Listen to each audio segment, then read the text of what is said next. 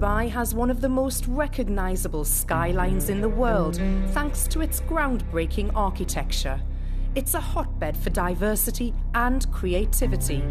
From the world's tallest building to the sail-inspired structure that's home to the self-coined first-ever 7-star hotel.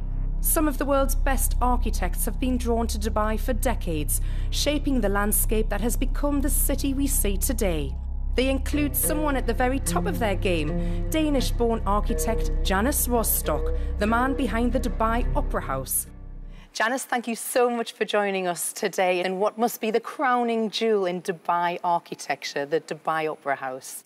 Thank you very much. It's a pleasure to be here. How does it feel coming in here and seeing your work being used? It's amazing. It's amazing being an architect and doing projects that gets inhabited by people. And I think one of the things that I've always found to be so rewarding is when you're coming into a building that you had some ideas around what it would look like, how it would feel, and how people would use it. And then you're finding that they're using it in a different way, maybe much better.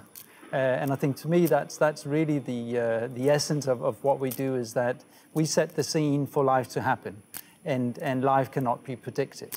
So how challenging was it to work on this project? I think the biggest challenge for the Dubai Opera project, which we did when I was in Atkins, was to create this building in the midst of sitting next to the world's tallest building, the world's biggest fountain, one of the largest malls in the world. And how could we create a building that was able to compete, in inverted commas, with these wonders of architecture? You know, for you, where on earth did you get your inspiration from? How do you start creating something like this? So the whole idea of having a building which is shaped like a dhow relates to doing this building which is rooted in Dubai. The Bani Yas tribe arrived in Dubai. They settled on the shores of the creek. Yeah. And it was the dhow that brought prosperity through the pearl diving, through the fishery, and it also brought the trade to Dubai. So Dubai is a trade hub. So the dhow itself is really part of that story.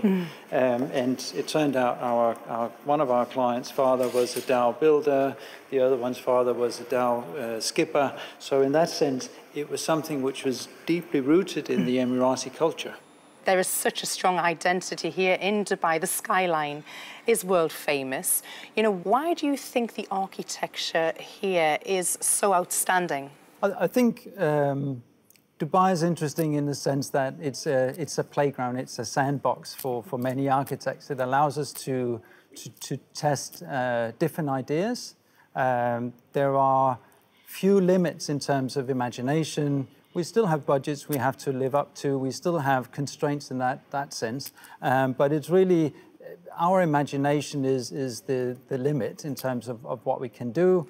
Is it a bit weird coming into a building and seeing your baby and knowing that you've kind of handed it over? I think the letting go is quite easy. And again, I think you've got to remember that for an architect, the design process in terms of drawing stops. When we finish doing drawings, then you go out on site and you start following up and all of that.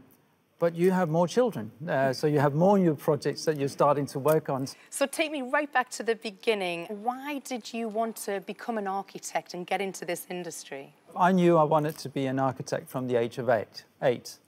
So my grandfather was an architect.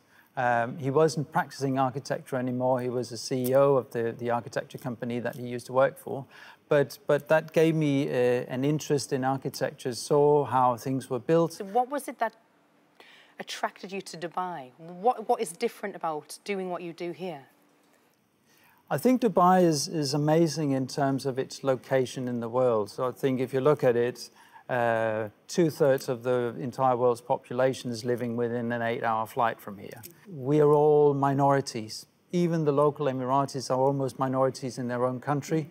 And what that does is that it allows us to listen to others. We're all curious. There's nothing like we used to do this, because there is no usual. Everybody is seeing the world slightly differently. And that really, I think for me, allows this innovation that's happening here. It really allows us to think about what we're doing, to think about how we're communicating design. Something you're very passionate about is being outspoken about the star architect is dead. Tell me a bit more about what you mean by that.